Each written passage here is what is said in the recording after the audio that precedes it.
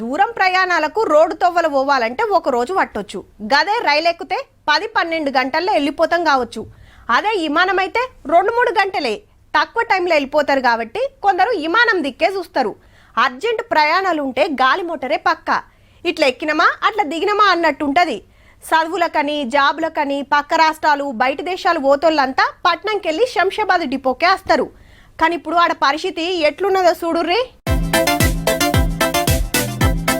Cinema టికెట్లకు లైన్లు కట్టినట్టే ఉన్నదిలే. IndiGo విమానాలు cancel అయ్యేటోరకు అటు పోలేక ఇటు రాలేక గిట్ల తిప్పలు పడతాన్రు. శంషాబాద్ డిపోలా కుర్చీలెవ్వో సాల్తలేవో గాని 7 రోజులు అడగుల పడ్డారు. 4 o'clock రాత్రి, ఈరోజు 2 o'clock ఇచ్చారు. క్యాన్సిల్ చేసి రిఫండ్ చేస్తే నెక్స్ట్ ఫ్లైట్ అనేది చేసుకుంటాం కదా, అది కూడా చెప్పట్లేదు వాళ్ళు. రాత్రి 12 గంటలకు వచ్చాము. మాకు ఒక వాట్సాప్ మెసేజ్ గానీ మెయిల్ గానీ ఏది కూడా ఈ క్యాన్సిలేషన్ గురించి ఏ ఇన్ఫర్మేషన్ ఇవ్వలేదు. విమానాలు నడిపేతానికి సరిపోను పైలట్లు లేరట. మరి ఇవాళ ఇంకో 550 విమానాలు రద్దు చేస్తే ఇంకొన్ని ఆల్చంగా తిప్పుతాన్రు. ఏ టైంకి వస్తుందో అసలు వస్తుందో రాదో గిన్న తెలియకుంటుందట.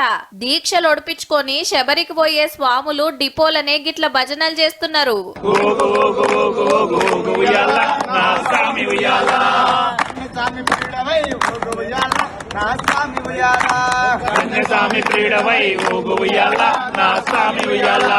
టికెట్ క్యాన్సిల్ చేసి పైకమన్న ఇయ్యమంటే దానికి సుతాసై అంటలేరట. ఇగేముంది, దొరికింద్రా సందని ఏరే కంపెనీల విమానాల టికెట్లు రాకెట్ స్పీడ్ తో ఉరుకుతున్నాయి. గీ అన్న Tamil Nadu పోవాలన్నట. What I booked was about 5,000, but now it's 26,000, 27,000. మన తాన్నే కాదుల్లా, దేశమంతటా అన్ని డిపోలలో ఇదే పరిస్థితి. ముచ్చట తెలిసి Peddapalli MP sir గిట్లన్నాడు.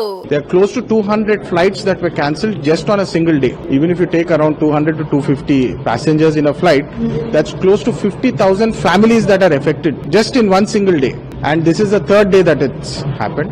There's a complete mismanagement happening. ఇంకింత మంది పైలట్లను తీసుకొని మళ్ళా ఎప్పట్లెక్క అయ్యేటోరకు ఎన్ని రోజులు పడుతుందో ఏమో పో.